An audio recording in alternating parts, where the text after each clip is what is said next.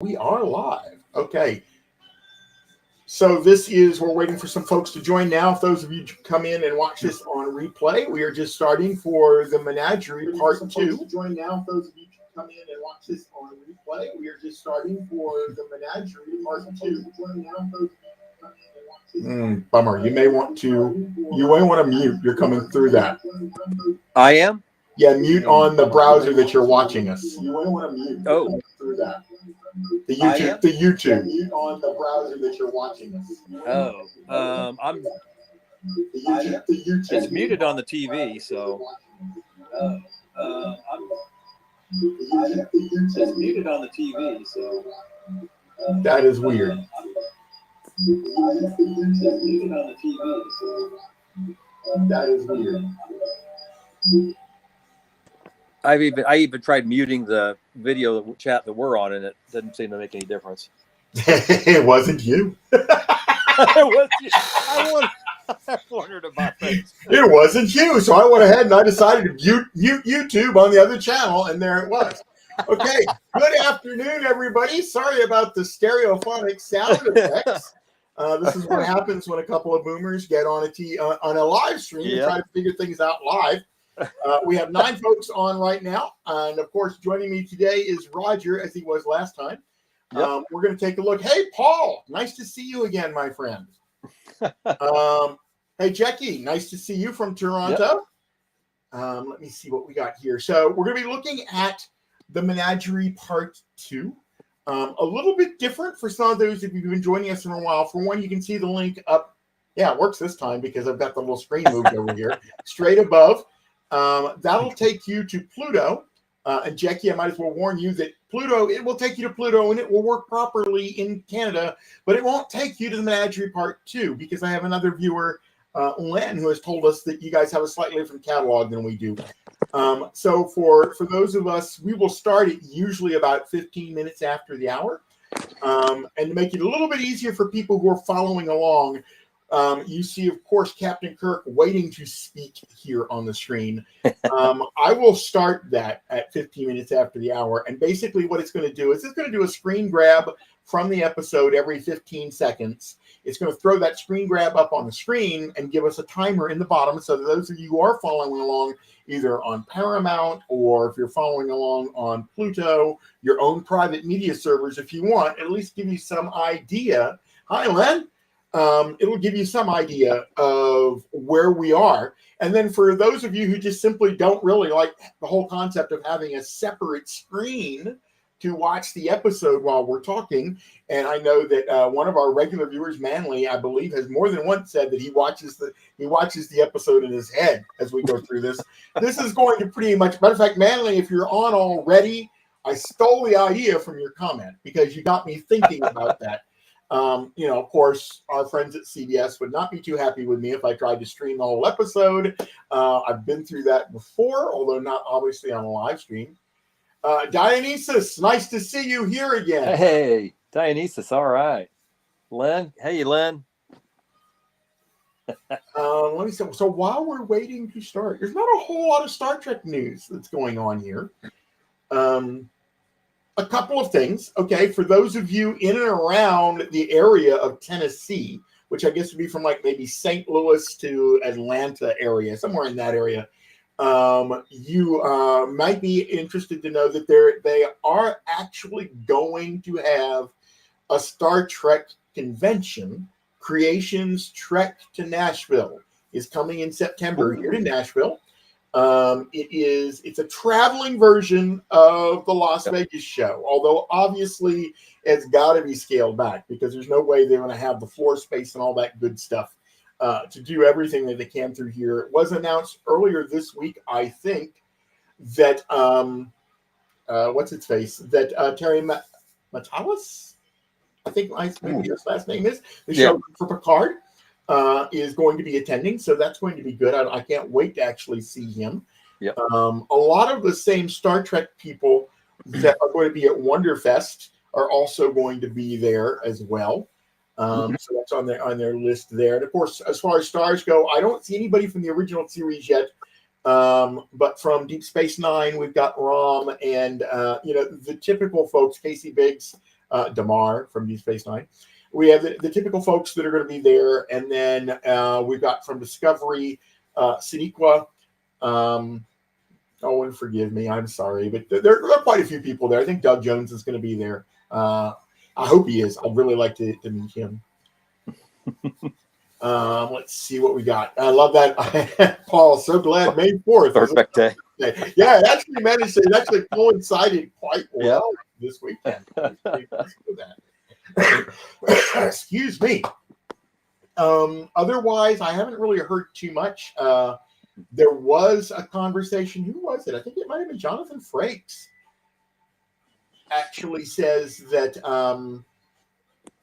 that Paramount or that CBS, or forgive me, whoever they want to call themselves now, that they are actually leaving the concept of the 2-hour movie on the table.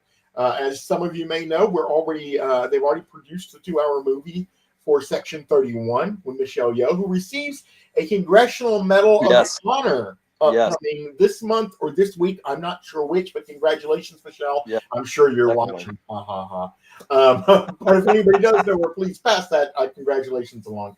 But so I think depending on how well that does, we may see more. Although I'll be honest with you, the pure law of economics tells me that's probably going to be what we're going to see going forward, at least for some things. Because let's face it, it costs a lot less to reuse standing sets during the off periods and stuff like that to make a 2-hour movie than it does to commit to a 10-episode arc of a TV series. Right. So it's a lot cheaper for the movies. And since we're only talking about subscription revenue and not revenue involving, ticket sales or anything like that, it's not like there's going to be a material hit if they decide to go with 2-hour movies. So who knows? Maybe we will see that follow-up to Legacy that everybody's been hoping to see with that. Let's see. Paul says, I should get back into the game and go to cons again. I used to go to everything here in California in the 60s and 70s. Yeah, and Paul, I'm right with you with that. I mean, for me, it was mostly in the 80s. I did go to some in the 70s, but it was in around, what was it? Shore Leave in Hunt Valley, I think, and October Trek. And for some strange reason, very little ever happened on the Eastern Shore of Virginia. Can't imagine why. But up in Hunt Valley in Maryland, the research areas in Maryland back there where October Trek and Shore Leave were held, and then of course Westchester, Valley Forge, Pennsylvania was extremely popular with creation conventions back in that time because it was right above the line between Pennsylvania and Delaware, and Delaware had no sales tax. So it was really, really popular area to hold conventions and shows at in Valley Forge or Westchester because they knew that people would make like a little miniature vacation out of it. Tom, there's quite a few people, Tom, just like you. You're in a lot of good company that just don't like anything other than Trek and then classic TOS. And I can sort of understand that. I mean, we are a rare breed, the Gen 1 people, because we were actually born, raised, and encountered Star Trek and nurtured Star Trek completely different from anyone who followed us. So I know there's quite a few people that just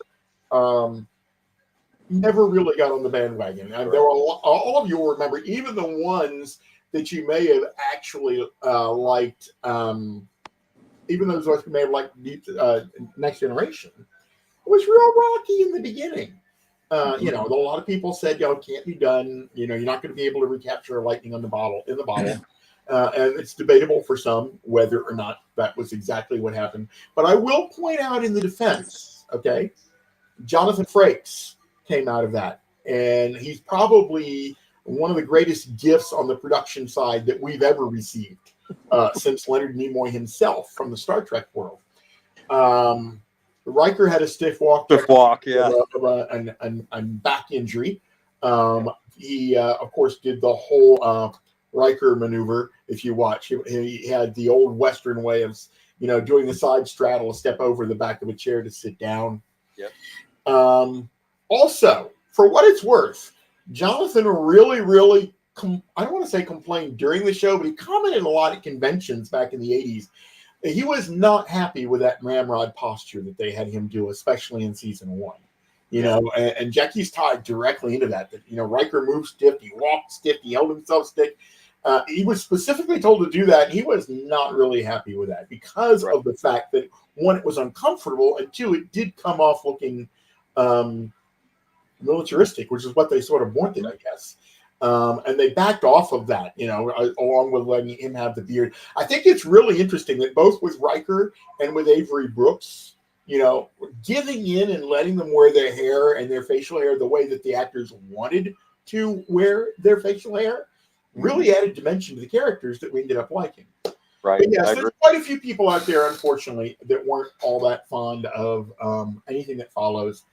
Personally, I've dipped my toes in all of it, and I have some favorites from just about every series. And I'm glad I starved in the 70s like so many of us did. What about you, Roger? What are your feelings on the different incarnations? It's you know, I'm with a lot of the folks here, the Gen 1 fans. It took me a long time to even get into Next Generation. And once I kind of opened my mind up a little more, then I really enjoyed the stories. I enjoyed the acting, although I don't know if it will ever really reach the caliber of TOS for me, but I enjoyed it. It got to the point where I enjoyed them. So I'm actually going back now and I'm trying to rewatch a bunch of them. Again, I don't watch them over and over like I do with TOS, but I kind of like the comment Manley made, you know, where you can watch it from memory. That's the way TOS is with me. I pretty much know every TOS episode backwards and forwards. And, you know, that's why I won't be watching other than the timestamps today. I mean, I know the episodes backwards and forwards. So, I mean, any discussions we probably are going to have, I can do from memory, you know, just haven't seen them so many. But now some of the other incarnations I've watched a few here and there. Each show takes its own. It's kind of like a soap opera. If you don't watch it from the beginning, sometimes you're a little lost. It takes you a few episodes to kind of get into it. And so I've kind of found that with, you know, Discovery or with Deep Space Nine, some of those. Again, they're decent in their own way. It's just not TOS for me. So yeah, the atmosphere, the flavor is slightly different. Paul just mentioned that he got actually look at the Next Generation sets just before production at Paramount, and the conference room was an old sick bay from a Trek movie. I'm looking forward to getting into some of the pre-production stuff and the behind-the-scenes stuff as we move into Star Trek: The Next Generation. It's going to happen fairly quickly this year on the channel, or quickly as slow as molasses goes for me. There's a lot of that. I've been collecting things to put into different videos and stuff, and interviews that were done with the cast and crew before the show came on, and even some interviews that were done in between with some of the original cast. Because the original cast was in a rock and a hard place here. I mean, you got you know, Star Trek 6, The Undiscovered Country, overlapping, actually 5 as well. I believe 5 that's actually filmed. That was the one where Wesley Crusher, where Will Wheaton told the story about, you know, his initial somewhat disastrous meeting with William Shatner. So the original cast had to walk a little bit of a fine line. I mean, it was no secret that Roddenberry had completely vested himself in Next Gen, and that Paramount had pulled him back from the movies because, quite frankly, Harve Bennett did a much better job with the movies at that point.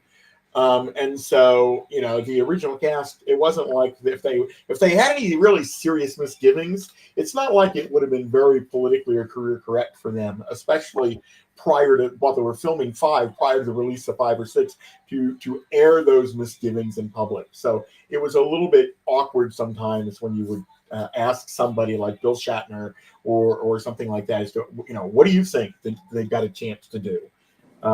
And so most of it, I think, was good, with a couple cautionary things thrown out here and there. We're going to go ahead and get ready to start the slideshow in a second.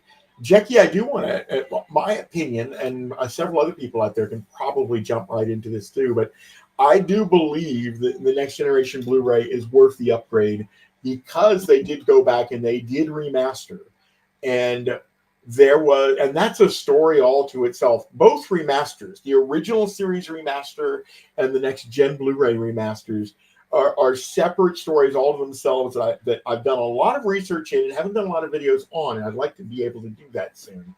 But they went a lot further with Next Gen's remaster than they ever thought they were going to be able to do. Right. Because Next Gen was filmed, it was filmed, but then it was converted to digital for this post effects, and that caused all sorts of hardship when it came time to do the remasters. So I do believe they are worth it, to be perfectly honest. I've seen them, and yeah, I thought they did a really good job with them. What do we got thinking here? At a con in Seattle about 1985, I was able to sit down and spend time with Gene in the art room for about 2 hours. Oh my God. That's incredible. That'd be amazing. So Paul actually made comment about that. Well, actually, hold on. We're going to come back to this. I'm going to go ahead and start this now. So for those of you who haven't followed us around before, what we're going to do now is there is a link at the top of the screen that you can see here. https://newell.ink, whatever. Type that in, and that's going to take you to see Star Trek, the Menagerie Part 2. It's going to take you on Pluto TV. If it asks you to log in, you can say skip and go right in, and it'll play the episode for you. It will play with comments, with commercials, and it is what you're going to be seeing on Pluto is the remastered version. However, you can do a variety of other things. You can watch along with us at Paramount if you want. If you have your own media server, you're fine. If you want to watch on DVD, you're fine. If you just simply want to join in the conversation as we walk through this, one of the things that I've done for the first time in this one is every 15 seconds or so, the screen's going to update with a screen grab from the DVD version, the DVD remasters of the Menagerie Part 2, which means that, yes, they have been remastered, but if we see any original graphics in here, there's no CGI. These are this is roughly the remasters that were made for the 1998-99 DVDs. That being said, going back to what Paul just said, and Paul had mentioned that, the ability to talk to Gene and and you mentioned, I think, some of the super fans out there. Our Gen 1 actually has two slight subgroups, and that is you've got Gen 1 that is, say, continental United States, and then was Gen 1 Los Angeles, that area. Right. And the creativity and the expressionism that came out of the Los Angeles group blew my mind. And Paul was a member of that. He was somebody who was in the area when lightning struck. And so many of them got to meet each other, not just cast and crew, but, as I was doing research on the Galileo, so I'm looking in, the Roger Heisman area, era. I ran into a lot of people who introduced themselves to me and sent me photographs. Somebody actually sent me a photograph once of, I think, one of the Bacons in San Francisco, of the tables that they would set up in like the ballrooms that you go in to have your catered meals or whatever, you can get what you want. And they had all the little name cards all around the table, and there was, I think Harlan was on one of the name cards or whatever, and Heisman was on the other. There was nobody at the table yet, but they said, oh yeah, I ate at this table too. And he was, everybody was right there. We gained so much from that group of people that it's mind blowing, whether it is the absolutely incredible work that Paul did regarding anything to do with the AMT model. If you have any questions, Gary Kerr is the guy to ask for anything to do with the physical studio models. But if you're talking AMT, there's nobody else that's walked this planet that is as qualified as Paul is. And he wrote several books on the subject. Okay. And I believe I have a photograph he sent me at one point where he did the first electrification that I think was ever done to an AMT model, beyond obviously the 1966 one, that was sent out, the first draft, which came out with lights. But true modification, true kit bashing as we know it today. I think if it wasn't Paul himself, and he can chime in here in a minute, it was definitely, he was in that area because he had access to that stuff. Yep. There's a quick screen grab of a non-CGI Enterprise. She's beautiful, isn't she, guys? It is gorgeous. I still love the original effects. It's hard for me to. Some of the remastered effects are good. They're very good. I'm not thrilled about. We've talked about this before, Jim. I'm not thrilled about some of the angles they chose. For instance, the Doomsday Machine or the Tholian Web, the Defiant and the Tholian Web. They totally changed the angle they shot or that they created for the Defiant. And to me, it was the original effect where it's just sitting there glowing. Is just perfect. They're good, but there's something about the original model effects that are just whatever. I think of interphasic space. I think of the Defiant and the way it glowed. Yep, exactly. That green glow in the dark stuff. It was. Oh yeah. Yeah. Well, even Len. Yeah, the Enterprise glowed. Yep. It did. Good point, Len. Yeah. Yeah. Manley also brought up a good point too earlier on, and that was that this episode's unique in that we get to see the formal dress, the normal toss, but then we also got to see the cage uniforms as well. All three in this episode. Absolutely. Which I thought was interesting. Obviously, that also accounts for in part one as well. But. Right. Manley, I think I agree with you on the neck braid. I always thought the neck braid looked a little bit, I don't know, ornamental to me. That's one of the things where I liked the dress uniforms in Next Gen, especially the later ones. Now, as what happened, of course, with Gen 2 people, the dress uniforms changed tremendously over the years. But I think the best Gen 2, the best Next Gen dress uniforms I've ever seen were the ones that we saw, the white ones that they wore at the wedding in I think it was Nemesis or whichever one. It was Troy's and Riker's wedding. Okay, so Paul just chimed in. Thanks for the credit. I took my first lighted toss antique at the ST America in 1978 New York. People were stunned. Jeff Mandel and Doug Drexler then been pals since.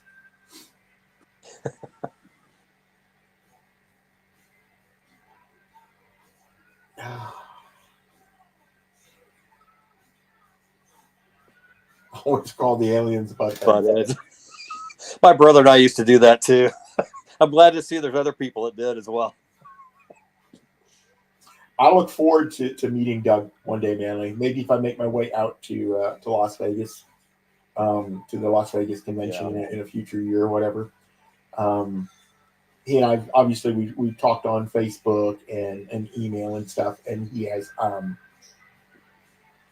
Well, he started out. Didn't Doug start out, Jim, as just a model? Him and his brother as a model builders, like we all were. I mean, that's kind of his kind of grassroots where he come from, and then ended up making it up kind of through the ranks behind the scenes, and look where he's at now. He is one of the. He's writing a memoir, and I can't wait for it. Oh yeah, because he is one of the most get out and make it happen people I've ever met in my life. Awesome. I mean, when you think about what like you said, okay, he came up in the New York area. He and his friend were behind the Federation Trading Post, which we all read about. It was in an episode, it's in a magazine in Starlog or whatever. And I remember thinking all the time, wow, there's a Star Trek store in New York City. How awesome is that? Yeah. And we saw pictures of it. If you look at photographs, especially now, it wasn't a very big store. Well, of course not, because you know what the cost of floor space is up there. But it was there, Right. And then I had no clue back then that, they were the same people that were also launching behind the giant poster books. Oh, yes. Yeah. Yeah. And then he wants to get into Hollywood. He wants to do makeup. And, but, you got to be a member of the union to get into makeup. So he writes a letter and he gets invited down. He writes a letter to the production offices in Next Gen. They invite him to come take a peek, which he does. But he's not union, so they can't hire him. Right. But then he finds out that Warren Beatty's filming Dick Tracy in like New Jersey or something like that. And at that particular point in time, Warren Beatty could do no wrong in Hollywood. Right. So he figures out, hey, maybe I'd get on the makeup crew for Dick Tracy. Right. And just being there, they would have to give me, and they did. I mean, Warren Beatty says, "Yeah, I want to hire this guy." Instantly, he's in the union, and then right out of the gate, wins an Academy Award as part of that team. So, I'm amazed. Then he goes out to Los Angeles, and begins to get involved with Star Trek, and then it just goes on from there. I've never seen a better example yet of someone setting their sights on a goal and just making it happen, Right. no matter what, and no matter what the odds were. And it blows me away. I have a lot of respect for him. That's what we got in this Internet Archive. Yeah.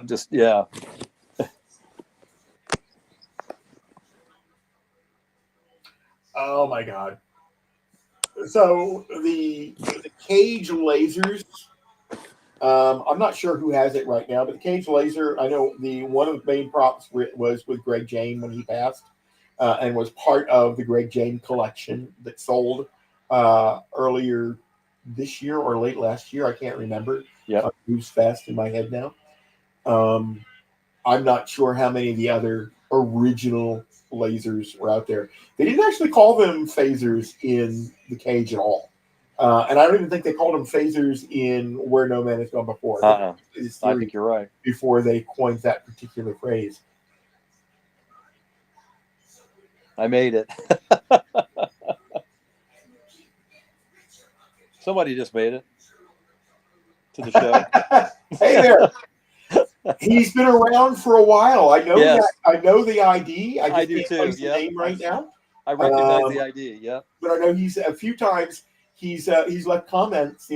Oh man, I missed it. It's just the wrong time. So I'm glad to have you here. I just realized I should have grabbed my glasses because even on the large screen TV, I'm having difficulty seeing all the text.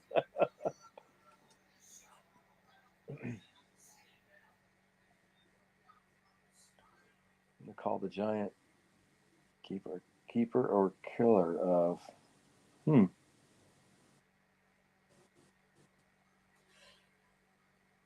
Not quite sure I follow the question, Jackie. Are you referring to, because it's the scene we're looking at now, it's of course the Rigel, the flashback scene. It's not really a flashback because we know the keepers are in their head doing this.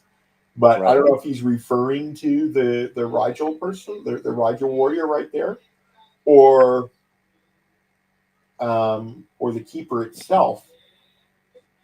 And that also brings me. I'm not 100% sure whether they actually used. This is the terrible part now. Somebody else can remember. They actually did Vina ever actually utter the word keeper in the episode? Or is it something that we said? I don't. The base of the laser cannon for the Cage was actually a dolly lift for a Panavision camera. That makes sense though, because it looked like it was on a camera base almost, or something where it could, kind of get it up into the frame of the shot.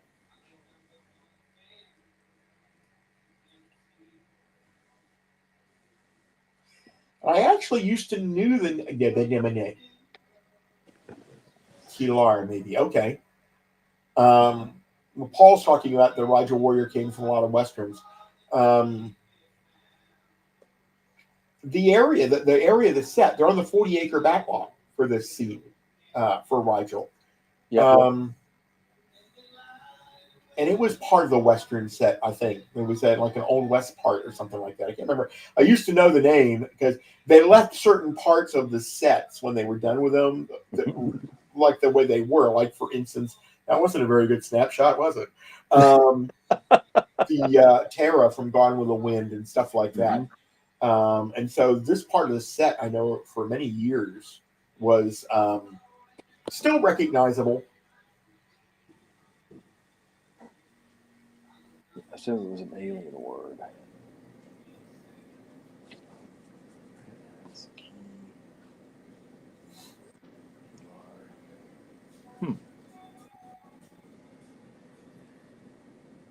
Yeah, Paul says the Rigel Warrior actor was in a lot of westerns. I recognize his face. I don't know his name, but I recognize him from other westerns and things. He had a very rugged face. So Sort of like obviously different actor. Was it Richard Kyle? Richard Kyle, who played the yes, Jaws in the James Bond movies. So yes, similar. It looks like it's about a similar size, but obviously a different actor because it's off by yeah, about 10 years. absolutely. So many of those characters, of those actors, Mm-hmm. are universally recognizable in those vintage TV shows and movies. Absolutely. Oh yes, absolutely, absolutely. And I know, Roger, you and I talk a lot about that offside with each other and stuff like that. Yes, We're both fond of those movie times. Oh, absolutely, absolutely. George Kennedy is probably the best example I can ever think of. I mean, he's in all the airport movies and on so many different things. To me, he was the bargain version of George C. Scott. Yes. If you had the budget in Hollywood, you hired George C. Scott for Exorcist Right. 3 or Patton or something like, whatever. Right. But if you're working on a TV budget, then you had George Kennedy, by God. Yeah, George Kennedy. Get the job done just as realistically. Yep. Chickies. I always thought landing party jackets were nice. It's an interesting idea that they didn't carry over into the rest of the series. But yes, I agree. Yeah, it is crazy that they completely went away and tossed. Yeah. We see them from time to time in the later series. Right. But it's crazy that they were there so strongly. Yes. It might have been related to wardrobe and comfort back in the 60s.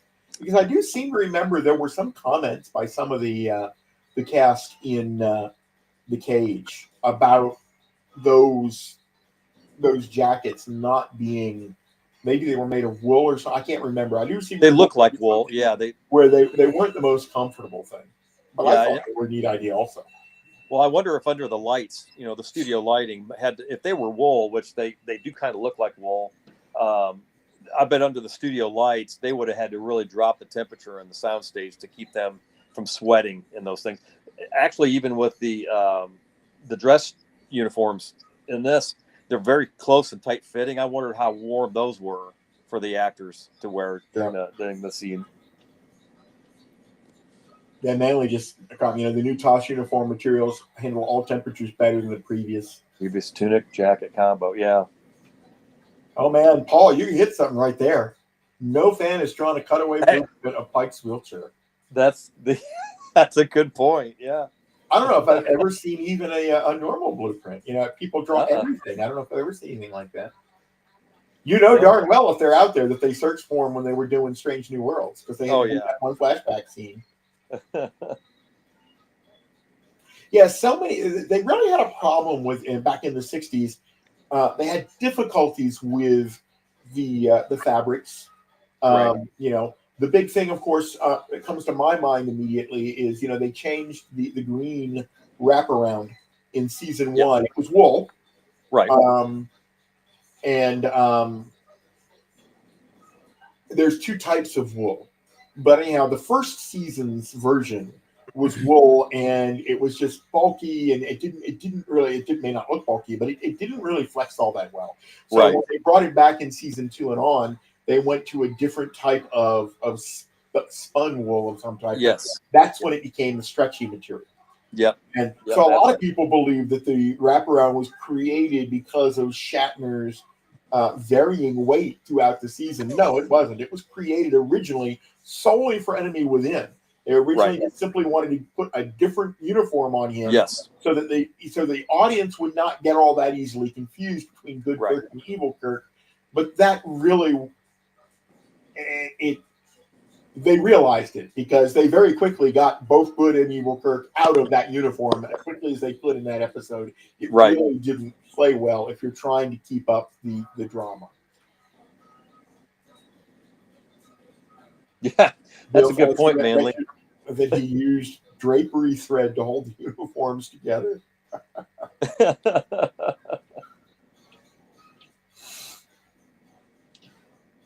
That's like Carol Burnett coming down the stairs in their Gone with the Wind thing. Oh, that's You know, classic. just, That's yeah, classic. she goes, "Oh, this thing. It was just something I saw in the window and threw it on." Still got the rod on there.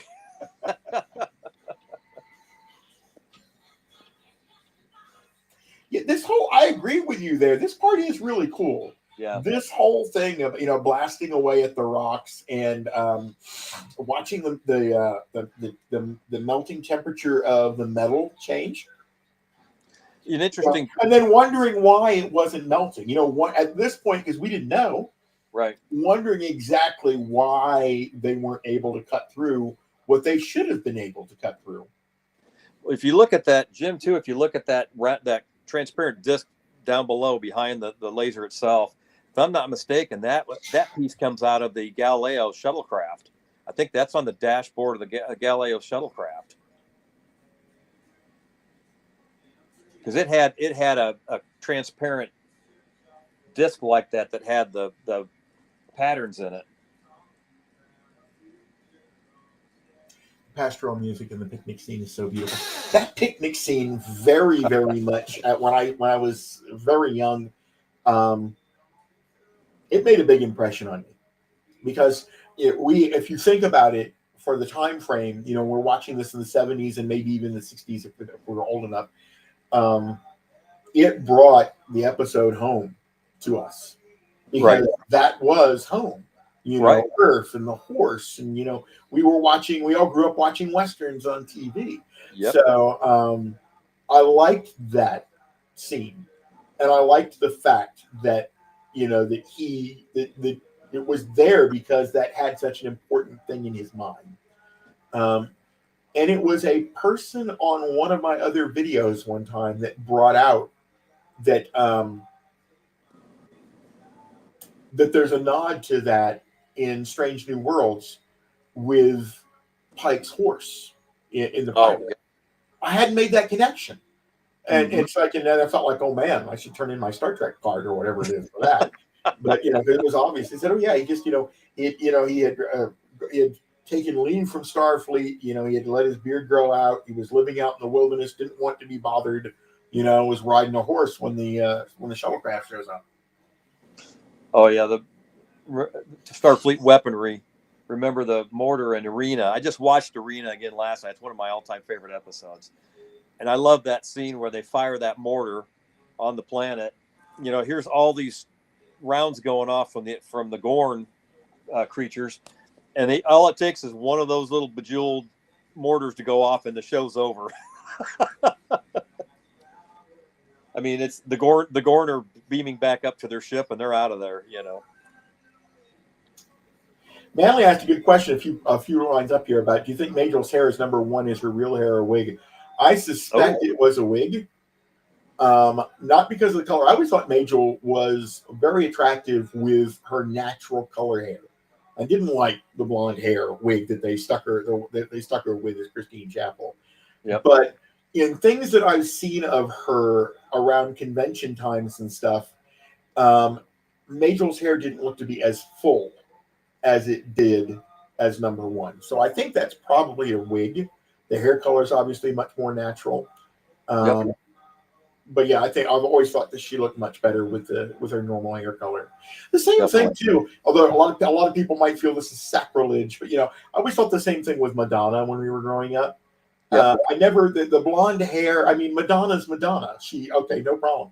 But when she did the very controversial video for Like a Prayer, and she did it with her natural hair color for the first time, I thought, she is naturally pretty. Yes. Without even trying. But that's not the look that she chooses, even now, decades later. I just guess it's me. Paul's right. I did watch one interview with Shatner. He talks about how one of those explosions in Arena is what gave him tinnitus.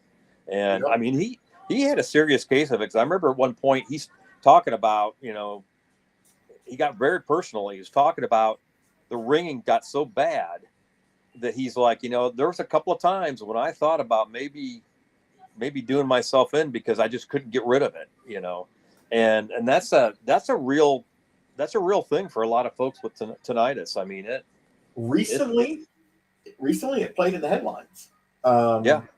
The founder of Texas Roadhouse, he got COVID, and like it happens with a lot of people during the pandemic, COVID. Quite often, COVID wasn't necessarily what killed you. It was something secondarily in your system because Right. COVID messed your system up. But it gave him tinnitus. Was his weird thing. Yeah. And it was really, really bad. And the problem with tinnitus is no one knows how bad it is because nobody can hear it in your head. Right. Right. And so he went all over the world looking for a cure. And he actually did receive some treatment or something that made it better for a while. But he came back. But when he came back, he didn't tell his family that it was getting worse and worse because he was really struggling with it, and it sort of felt pointless. And inevitably, it drove him to suicide. Oh, wow. And it's just absolutely crazy. Yeah, it is. I mean, when you think about something like that can drive a person to do that, but again, nobody knows what's inside your head. You can't, and it's hard to describe to people. You can't escape from that, I would imagine. Right. I mean, it's probably from sleeping the whole 9 yards. Yep. Jackie says he has tinnitus. Nimoy had, yes, Nimoy did also. Both Nimoy and Shatner complained of tinnitus. It's just that the stories continued over the years. Shatner talked much more about it, so I always made the assumption that Nimoy's was less. Right. My 30-year-old son claims to have it, and he describes it, I think, pretty basically to me. So I think he's got some degree of it, but. I have it myself as well, but it's not as bad as other folks that have it. And I notice it at times, and at other times it's kind of in the background. So, I mean, it's not nearly as bad as what Shatner and some other folks have it, but it's there constantly. And it's just a ringing in your ears, But I think, if I'm not mistaken, I think the very first explosion when Shatner runs out from the building and he's going to find the ordnance locate, or the what do you call it, where they store all the ordnance at, that first explosion where he drops down and kind of fakes getting hit, and then he scrambles over to a pile of debris. If I'm not mistaken, he mentioned that was the explosion that got him, because it was close. It was very close. Yeah, I think I remember him saying something about it was where it was the squib went right off beside him or something. Yes, exactly. And that one, if you watch that episode, that first explosion it's in the shot with him, so that's how close it was. It was, I mean, not right next to him, obviously, but it's close enough that that the damage was done then. So, Manley, you're right. I think Jeff Hunter would have been great in the series. I mean, if they had opted to pick up the cage, I think it would have worked. I mean, I'm glad we got Shatner and the crew that we're used to. But there's no doubt in my mind it would have worked. And Strange New World is building directly off the cage rather than off anything else. Right. So, and Hunter, I mean, if you've ever seen him in King of Kings and some, I mean, he was an incredible actor. He really was. Yes, he was. Was he in The Searchers as well with John Wayne? He was in a John Wayne movie. I thought it was The Searchers. He might have been. I think he was. His son left me a comment on one of my videos one time. Is that right? Oh, wow. Yeah. I want to say his son's name is Chris, but I'm not sure. But yeah, his son left a comment. That's cool. Yeah, it's crazy, some of the off the cuff comments and emails I got from people. I got an email, I got a long comment from Dorothy Fontana's brother-in-law or sister-in-law or something like that about wow. And because I guess they had seen something in the animated video that I did, and they were thanking me. That's cool, Paul. That's some of the interesting behind the scenes stuff that you always do, Jim, too, as well. And having Paul and other folks on the channel that have that connection behind the scenes. Oh, yeah. We're always learning stuff about TOS from these broadcasts. I love that stuff. Yeah. I do too. If any of you who are listening to this now or afterwards, if you have access to a VR headset, like I have a Quest 2, I'm probably going to go out and buy a Quest 3 soon. Can't afford the Apple Vision Pro. I actually did go to Apple and try it out. Oh my word, it really will change everything about VR once it Oh, becomes wow. affordable. But the reason I bring it up is our buddy Doug took a trip through Vasquez Rocks one day using a 360 camera, and it's on his YouTube page. Oh, wow. And you can go through there with him, and he walks all through the canyon. And so it's really weird. It's like you're walking right beside him as you walk through the canyon, and you can look around and stuff. It's awesome. Wow. Actually, Jim knows this. I'm not sure everybody else does, but back in the day, I was a Civil War reenactor for about 15 years, and we were approached. My regiment was approached to be involved in a shoot up in I think it was Kalamazoo, Michigan. Um, they have a Civil War museum up there, and they were taking about I think it cost them. They had a budget of about $1 million, and they wanted to shoot a video for their museum in 360, and so they shot it. They paid us for a week to come up and spend a week up there camping out, and they paid us in cash to do a video, and then they put it all together. Then invited us up about 6 months later when they put it on. They had a 360 screen that you go up there. You walk up into this little area, elevated area, and you can watch the film all the way around you in 360 degrees. You can turn and see everything that's going on. It was really impressive. It was fun to be a part of as well. I love those kind of things. They have like probably 4 or 5 of them down at Disney World. Circle. Yeah. Oh yeah. Yeah. My favorite is that there's 2 of them. There's one for Canada, and then there's one for China, and they're both breathtaking. Oh yes, definitely. Ironically, some of the oldest technology down there, but still take your breath away. Oh yeah.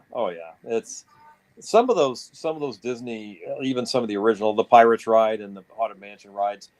Take care, Len. Glad you were able to spend some time with us this afternoon. Yes. Thanks for joining us, Len. Yeah, some of those old vintage rides are still fun to go on. I mean, maybe it's nostalgia as being an adult. Carousel of Progress. Yes. What do they call it now? They call it the Tomorrowland Transit Authority, but it used to be the Wedway People Mover. Both of those were actually part of the 1965 World's Fairs. World's Fair, yeah. Yep, absolutely. Dionysus says the women. I'm not sure where that comment was about. That's the scene with Spock. Was it the scene with Spock? Okay, they beam everybody down, but only the women go down, and then that's Spock right. goes, the women! The women. That's right. They weren't really sure yet where they were going to go with that character. That was a classic line on Spock's part, yeah. 23rd century comp thermoses are just like the ones in the 1960s. Styrofoam cups haven't changed in a couple hundred years either. Yep.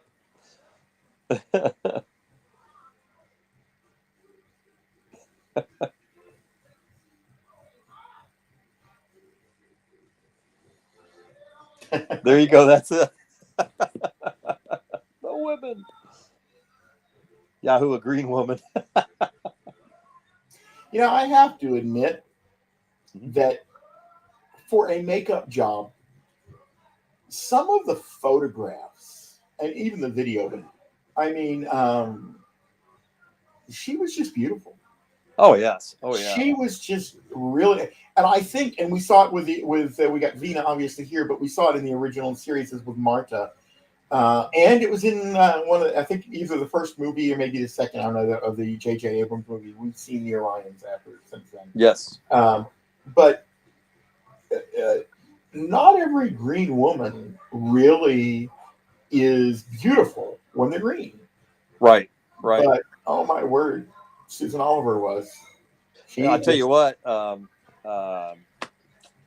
For Whom Gods Destroy.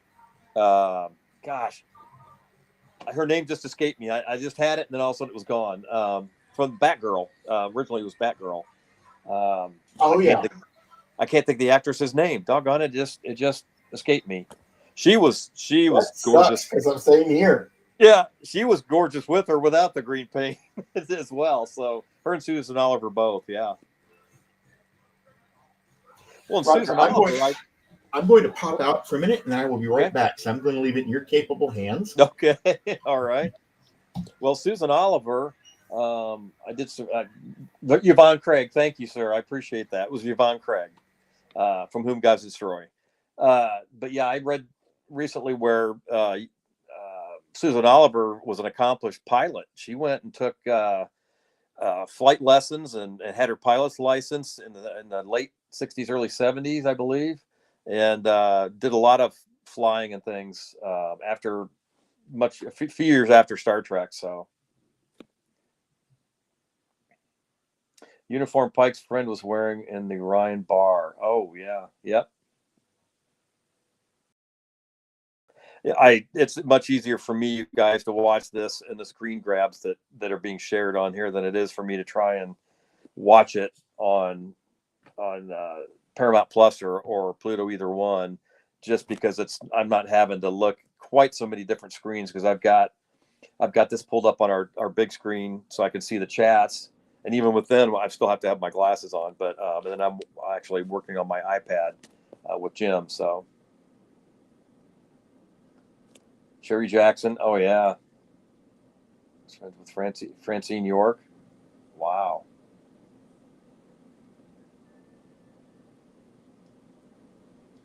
Francine York, I believe, Paul, if I'm not mistaken, I think Francine York might have been in the Rod Serling, the 1975 or 76 TV movie Time Travelers. I believe she played in that. If I'm thinking if it's the same actress, I think she was the professor's associate that actually sends the two gentlemen back in time to the Great Chicago Fire. If anybody remembers that movie or not. So, choosing female guest stars for the pilot in his first season. Yes, I had read that, Manly. I think you're right. Absolutely.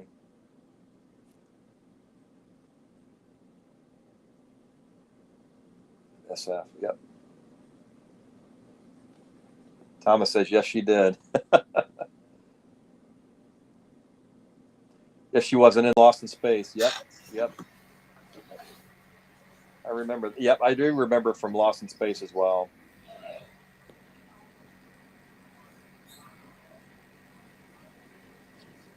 Sherry Jackson was very, very pretty.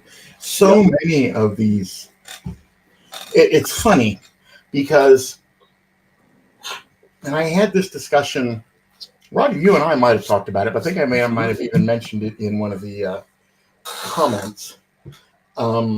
I think it was probably around the Mud's Women oddity video.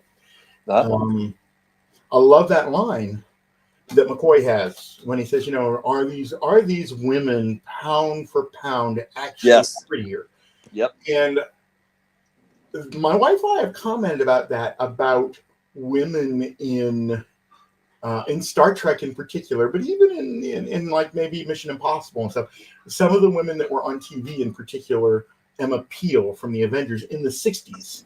Right. And they definitely had like an ultra glamorous appearance to everything. Yes.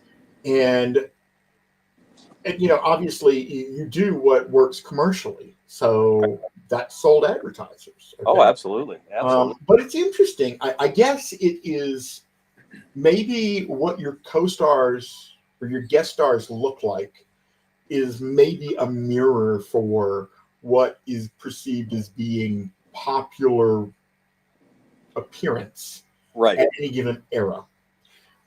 Because look at the difference, let's say, between any of the women that we just mentioned, Sherry Jackson, Susan Oliver, and say Farrah Fawcett from 10 years later.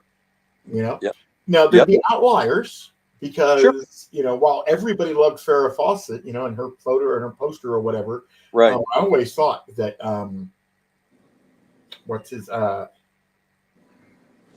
Jacqueline Smith was the prettiest of the three. Jacqueline Smith, then maybe Kate Jackson, then maybe Farrah. Farrah was gorgeous, no doubt about it. But again, it's that that natural beauty that shone through. And Jacqueline Smith, you know, just like the lady who played Linda Carter, who Yeah. played Wonder Woman. I mean, I you know, and went. then go ahead. I was just gonna say I went through a crush on each one of Charlie's Angels when they when they all came on. But I tell you what, when I saw Cheryl Ladd, wow, I was done after that. She's my all-time favorite, and Sheena, she, Sheena, or whatever. Yeah, Sheena, right? That's yeah, right. she had a poster that came out, and when I was in 1979, and she's wearing a black shirt, and I've still got that poster. Oh my goodness, that's just I was in love instantly, head over heels in love with her. So Yeah, I guess that is our childhood. That it really is.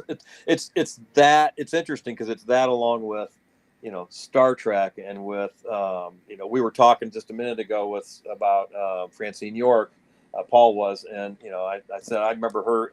She was in the Rod Serling TV movie in 1975, 76 called Time Travelers, where they go back to the Great Chicago Fire, and Richard Basehart played the doctor. Yes. Great movie. It's just that all those things go to make up a childhood. We really had such wonderful sci-fi as well, sci-fi movies and TV shows that really were different. Sometimes now it seems like some of the sci-fi is rehashed over and over from some previous stories, but we had original sci-fi ideas and movies and shows back then that it's hard to compare to now. It seems like sometimes Yeah. The writing, I mean, was original. The effects have gotten much better, but the stories, they had the strength of the story and the scripts back then so much more than they necessarily do now. Now it's more emphasis on the effects and the CGI and things. So, Yeah, I mean, no better example I think of that than the original Twilight Zone. absolutely. Thomas just mentioned Farrah Fawcett was great in Logan's Run. I totally agree. She a very small part, but Yeah. definitely well deserved part there. So.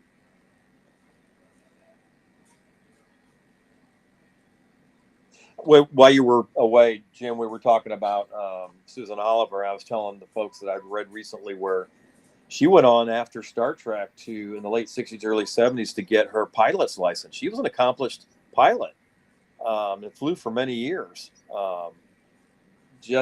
It's amazing some of the things she accomplished. She was a very independent woman and very kind of groundbreaking in certain ways, not just with her acting, but what she did outside of acting, later on in life. So, Yeah.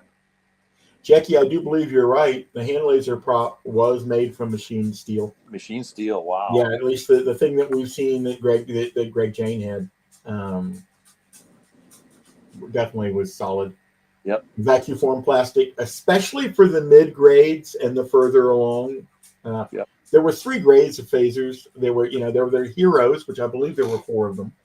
And then there were mid grades that were designed to look almost as good, to be used for close-ups, but you wouldn't want your main characters using them. Yep. Or maybe it wouldn't be used for close-ups, period, but for nearby. And then there were the long distance, the stunt phasers or whatever that didn't hold up to scrutiny at all. Right. Jim, and I know you know this from having the book as well, and I'm sure a lot of our Gen 1 fans do, but in the making of Star Trek, the photos that are in there, the black and white photos, there's a timeless picture of the Phaser 1 split in half, opened up, and showing the interior parts of it. And if you look at it, it looks so crude. The plastic on the inside looks very crude, but that's what they did back then. I mean, that's how they formed it with the vacuum form, and then they added the parts and pieces into it that make it look authentic. And it's such a great picture. As a kid, I remember looking at that going, it looks like something I could have made back, at least on the inside, the crude part of it anyway, not the outside, the fancy outside part of it. But that photo with a ruler was gold to us fans. Oh, absolutely. Definitely, Paul. Definitely. Absolutely. All of those photos in the making of Star Trek. But those ruler photos that he's talking about, yep, they're still. I mean, I've used them in a few videos. I mean, because they were the first time anybody bothered to tell us scale of anything. Exactly, And you mentioned several times, Jim, about we were starving for any kind of behind the scenes, any kind of take the stuff apart and show us what it looks like. We were starving for any of that kind of stuff back in the 70s. Because we all, knowing the series and reruns and syndication, we all wanted to know what made everything work and how they worked, and behind the scenes. So we were very lucky time-wise.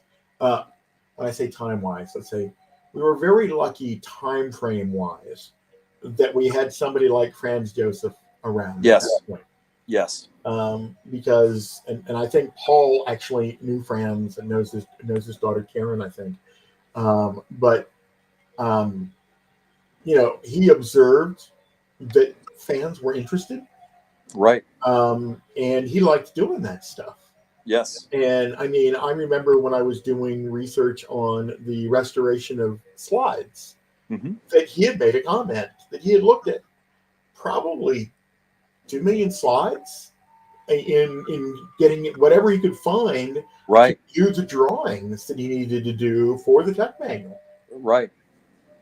Well, I just saw your video on the technical manual, and my brother and I each bought one back in the day, and I was for years thinking my copy was the copy we had was the first printing, and it wasn't. It's in a plastic. The manual's in a plastic cover, basically, or a plastic. It's a plastic cover.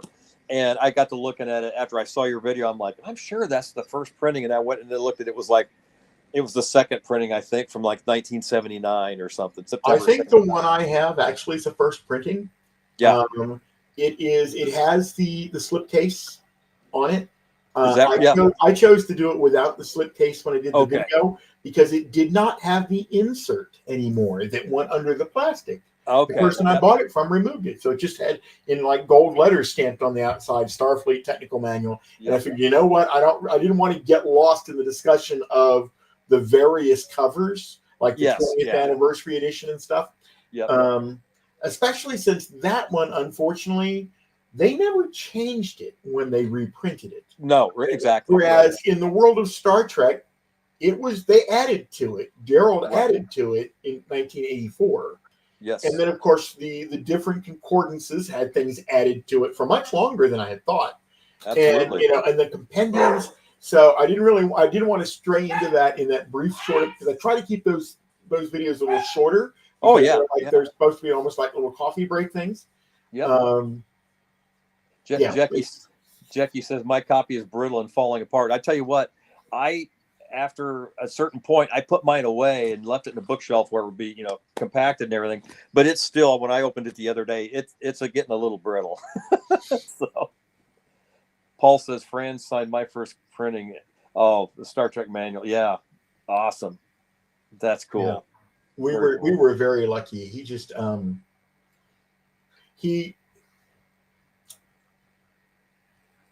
so much. He is responsible for starting that I don't think is readily recognized by people. Right. I mean, the whole concept of what he did with the tech manual and the blueprints became the blueprints for any other production after that point. Yes, exactly. Yep, absolutely. He created a look and feel that, to me, is every bit as distinctive as Andrew Lloyd Wright's architectural designs. Absolutely. When you looked at it, you knew this was influenced by him. Yes. And and then unfortunately, he got he didn't get, but fandom and Roddenberry and the in and out of canon stuff, it just it muddied the reputation of the manual in the early years. And it's unfortunate that it did, because Roddenberry's comments regarding the manual were always solely based on whether or not he was going to make money off of it. Right. Okay. And it was a wonderful idea that he backed 100%. And he would back again, I'm certain. If it had all over to do again, he wouldn't have changed a thing. It was the right decision at the right time. Yes. But in the 80s, licensing became a bigger issue than it was in the 70s. Right. Because now you've got the Next Generation property coming up. You have Right. the movies. So, whereas everything that Gene had been thinking about before was about how can I make money off the Money. property that I have, whether it's, Right. creating the IDIC just so you can sell something because it was in an episode. Right. Once you start getting into the 1980s, he's experiencing the fact that, okay, what do I have to do now to maintain creative control of the body of my work going forward, especially after having been sort of like kicked upstairs in the movies. Right. And I think that really had a lot to do with his with his comments specifically about the animated series and about the blueprints and the tech manual not necessarily being canon or legit or or just that they don't take them as authoritative. And then I sometimes wonder if, because you'll hear this, and a lot of fans say this even in the videos that I put up, that it's like for them they thought that the true proof as to whether or not they were canon was when the images started showing up in the movies. Yes. Yeah. And it's like, you know what? That's a fascinating thing. Also fascinating is he had nothing to do with them showing up in the movies. Is that right? That was Harv Bennett's at that Was it Harv? point. Okay. So yeah, because they weren't used in the first one, but they were Gotcha. used in Star Trek 2, and they showed up a few other places. And while Gene definitely served as a creative consultant on those movies and voiced the things he agreed and disagreed on, decisions like that as to what was going to go in the B-roll on the projectors and stuff like that, had nothing to do with him. So I've often wondered if somebody slipped them in, because little things came out in the 80s and the 70s to identify credit to other people, and they came out not from Gene but from the cast. Like Bill Shatner went out of his way to endorse and fully lay out the Hua Chang connection. Yes. Yeah. Okay. And several people the same thing, with Gene Kuhn being responsible for creating the Klingons and the Prime Directive and the Federation and all of these things. So I think that during that time, there were some people who may have been emotionally reacting to Gene and his "I am the creator." Yeah. But so I can see both sides of it. I can see exactly why they bristled, at that. But at the same time, I can see exactly what he was trying to do, because he realized at this point he's got a franchise. Yeah. He doesn't have a canceled series. He's got a franchise. Yep. And you have to look at that differently. Absolutely. Wanted to quick say, we'll see you soon, Dionysus, because he had to jump off, it looks like. He said it was 1:05 a.m. where he is, so he's going back to bed. Good night, Dionysus. Take care, Thank friend. you so much for spending time with us. Yes. Yeah, Paul, you're right. Fans forget that Franz was told to do what he wanted. Yep. And I don't even think the word existed at that time. Right. Yeah. No. At least not in Star Trek fandom. I believe the word. I actually looked it up one time because it's one of those nerd things that we kind of love, that I thought would be good to work into a video, but it's not. But I think the word and the concept of canon actually predates us in science fiction. Gotcha. But yeah, he was told run with it, and he did. And what he ran with was pretty darn good. Oh yeah. I never really knew. Maybe Paul does, but I would imagine that there was a healthy degree of respect from Matt Jeffries of him.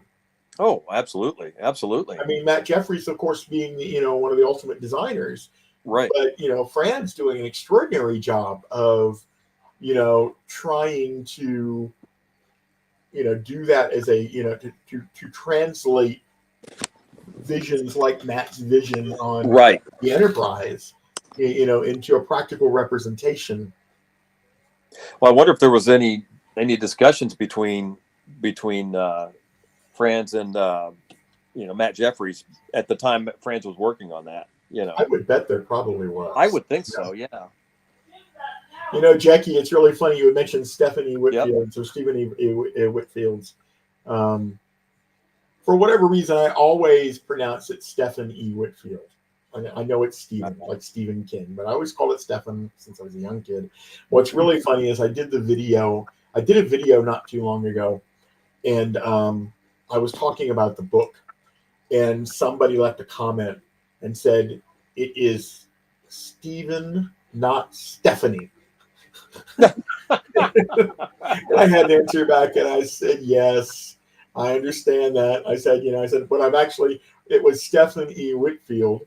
I mean, you spell it out. So as I spelled it out, writing out to him, it still didn't. I still sounded correct. But I said, when I say the name together, it might sound like I'm saying like it's Stephanie, but it's really Stephen E. Whitfield. But it's Stephen E. Whitfield. It's just me not saying.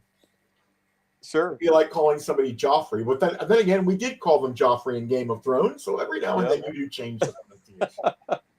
Paul, thank you, Paul. That's good to know, because I figured if everybody would know, Paul would, whether they talked or not. So, yeah, thanks, Paul. Yep. It's interesting, those chairs. They just showed one of the conference room chairs. My brother is in contact with someone who's making those, and he actually is in the process of purchasing 2 or 3 of those chairs. Yeah, the Burke chairs. Yep.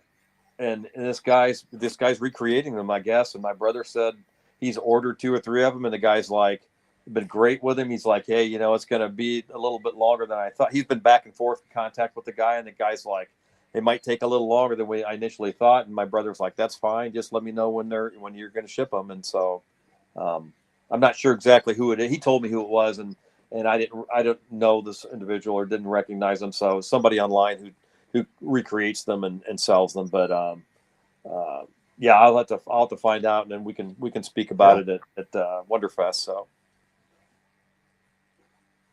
still have the Whitfield book, the Gerald books, the ST Concordance. Yep. Trojans, they are now saying things they were never filmed to say, yet the same clips work. Yeah, that's a good point, Manley. Very good point. Burke chairs were swapped out with the Brady Bunch kitchen chairs on the Paramount. I did not know that. Oh, I didn't know that either. Huh. Somebody sent me an eBay link about 2 years ago when I snapshotted it. I've got the picture somewhere. Mm-hmm. Somebody had a white Burke table with 4 chairs. Oh, wow. That they were selling. Had no idea what they had, but it was obvious from the pricing. I think it was up to $600 when I took the snapshot. Oh, wow. That they found out what they had. Wow. Yeah, the original Burke chairs and the I actually did a video on how they made the captain's chair. I can't think of the name of it, Midland or whatever, but the furniture company that made the chair that was the basis of the captain's chair. Yes. There's a very high demand if you can get hold of any of those original, even if you're not going to do the restoration. My brother, I think I mentioned to you, Jim, before, my brother purchased a chair, Captain Kirk's chair, from somebody online 10, 15 years ago, and still has it, but it's not lighted or anything. But I think we also talked about Adam Savage and the video he did on building his own captains. He didn't like the ones he was seeing online, so he built his own. And then there's a video where he's lighting it, and it's, oh my gosh, if you haven't seen that, that's an incredible video. I've seen his one-day build video. I haven't gone back to see what else he has. Yeah, but yeah, it's I like the I want to say I like it. They didn't get it, so it stopped. Yeah. But somebody actually got hold of the second chair that was made for the Trouble with Tribbles. That never got used. It was made as like a backup, and they tried to sell it as an original. And I have the entire clip from this antique show or this auction place or whatever, where they're contacted. They have an original captain's chair, and it came from Paramount. They have all the documentation and everything. But fortunately, when the Akutas and the rest of them built the stuff for the TV series Deep Space Nine, for Trouble with Tribbles, Trials and Tribulations. Trials and Tribulations, yeah. It was a slightly smaller chair. all the dimensions were slightly smaller. So they're actually Oh, able to prove just with a measuring tape that no, this is not one of the original captain's chairs. Right. You got yourself what appears to be the backup chair. So it was not screen used. Right. So. Jackie points out as soon as Spock and Pike exit the briefing room, Pike is already on the planet. Yeah, that was a little quick, wasn't it? Yeah. Getting him on the planet so quick. I built a partial set of the Toss Bridge for the museum I designed in Old Sacramento. It's seen in the centerfold in March 2000 Starlog. Oh, it was also, Paul, you know, whoever built the there was a bridge set that traveled around at the conventions in the late 60s, early 70s. I've been asked a few times because they believe that it was one set that some fans had built, but I haven't actually found anybody that's actually mentioned it. So, Jackie, thanks, the rest of you there. Thank you so much. Thank you, everyone. Obviously, the end of the episode is coming up really quick here in 45 seconds. Yep. Or 15 seconds. So, obviously, we're going to rejoin and come back and do this again in 2 weeks. I'm not sure which episode just yet. We'll either do another poll, or I'll just pick from some of the remaining episodes because we only have like half the first season posted up there right now. Yep. Although, in all honesty, I could do any episode of anything, but I really do want to be able to provide a link to people to watch it along if they don't own it and don't have to pay. Sure. So thanks, thank Paul. you so much for everybody. Thanks, Paul, for joining us. Jackie. Jackie, it was wonderful talking with you as well. Everybody, please have a wonderful time, and we will be back together with you again. Thanks again, Jim. All right. Bye-bye, Roger. Bye-bye.